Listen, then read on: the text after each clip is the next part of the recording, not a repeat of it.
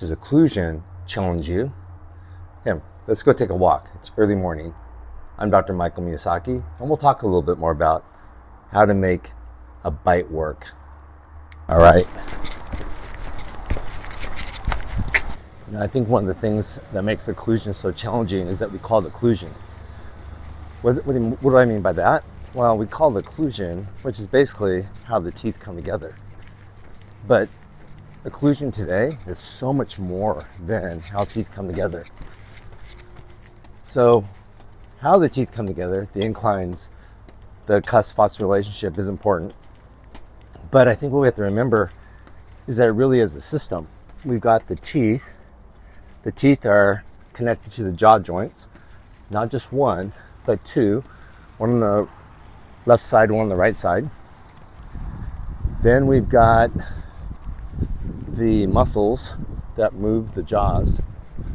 Where the jaws go is determined by how the teeth line up. We've got the central nervous system, but then we also have the foundation, the airway, head posture, the alignment of the rest of our body that affects our occlusion. And a lot of times we just say, we're going to study occlusion, which really oversimplifies the system. And that's one of the reasons why when we try things like orthotics, night guards, sometimes they work, sometimes they don't. So that's what we have to really take into consideration today, the entire system. That's exciting to me. Let's keep learning more. This is one of my favorite times of day. Love the sunrise. So when you watch a lot of these videos, if I'm outdoors, it's usually at sunrise. But back to occlusion and how the system works. All right, so when we talk about occlusion, we've got the muscles. So we have joints and muscles. They have to work together. If I've got my knee, but the joint is not healthy, every time that knee moves, I may experience pain. Same thing with the jaw joints. So when we have a patient that comes in and they complain of TMD, one of the first things that we look at is the bite, how the teeth line up. We look for signs of wear and tear on the teeth. We will palpate the muscles to figure out which muscles are tender. And of course, we always ask them, have you had any recent dental work? Are you under stress, strain, anything a little bit unusual during this period since the symptoms have started versus perhaps before when they're asymptomatic. So occlusion can stump many of us because when we were in dental school, it was probably one of the hardest subjects to learn. Why was it so hard? Because everybody taught us in different ways. They taught us different methods, methodologies, had different philosophies.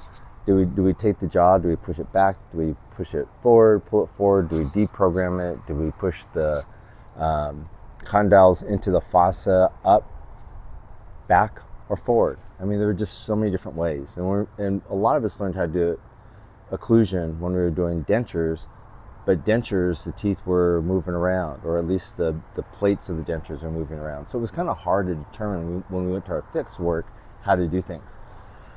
One of the diagrams that was etched kind of in my brain was from Pierre Dawson. And I'll show you this illustration right now that shows the pinpoint spots on the posteriors and the anterior guidance off of the anteriors. And so for a long time, that's just the kind of the way that I visualized occlusion, is that I would be trying to get the dots to kind of line up.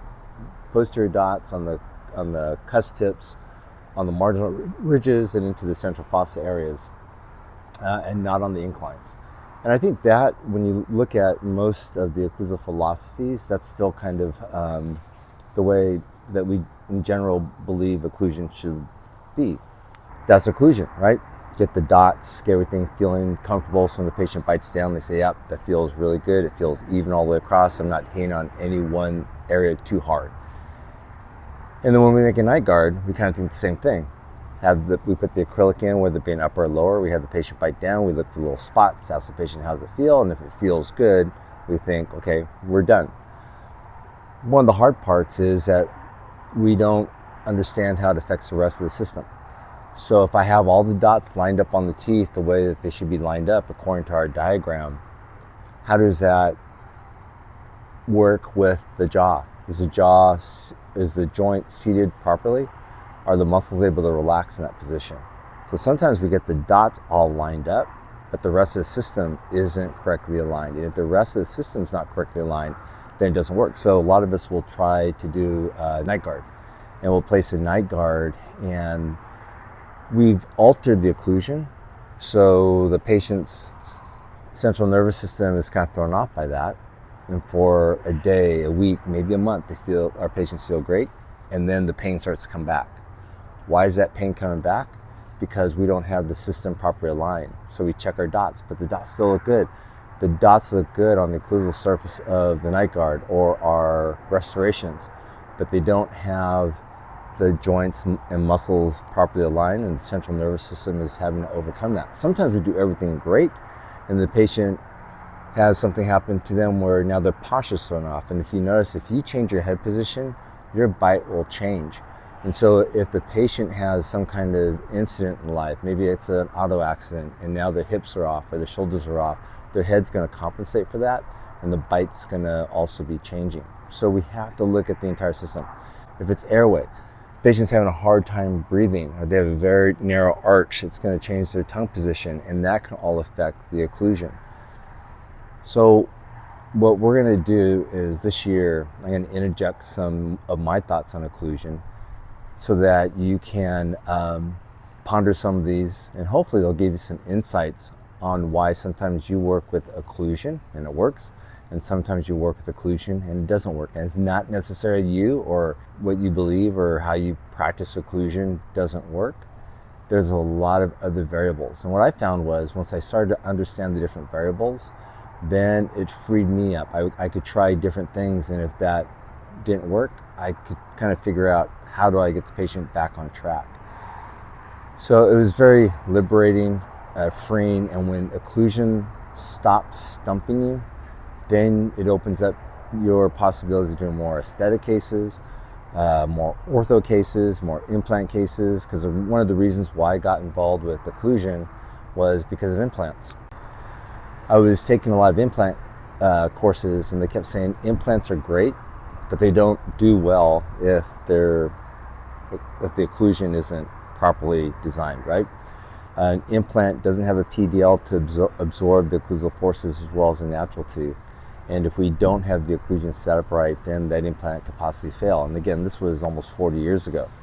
And so I thought, well, I better learn more about occlusion, because implants at the time was an area that I really wanted to focus on. So I needed to focus on that, gain more knowledge there to feel confident doing implants. And so that's what kind of got me into thinking about occlusion.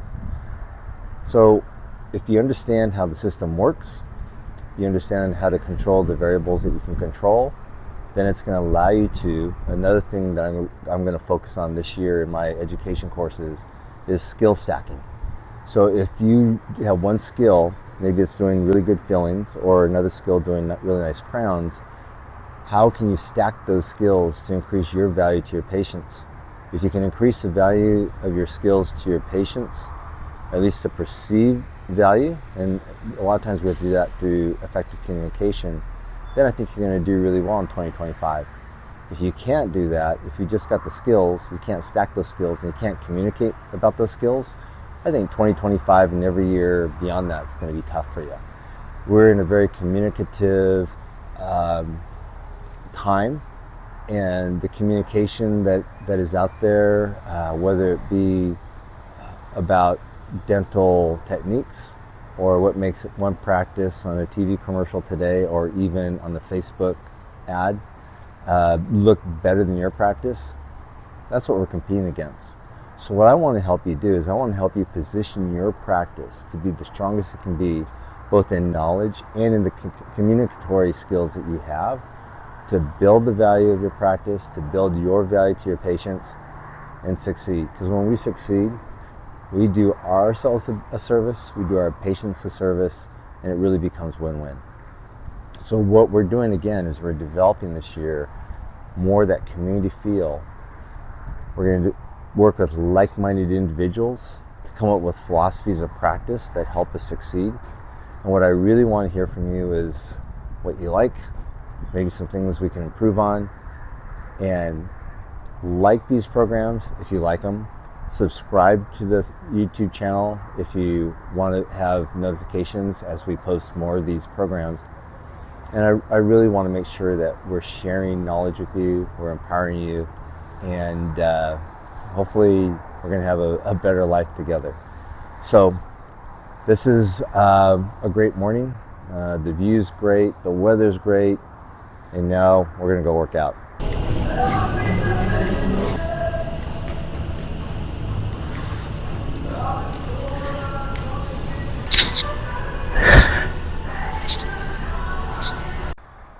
Killer workout, but just wanted to show you how the sunrise looks. Looking like a great day. Y'all take care. See you later.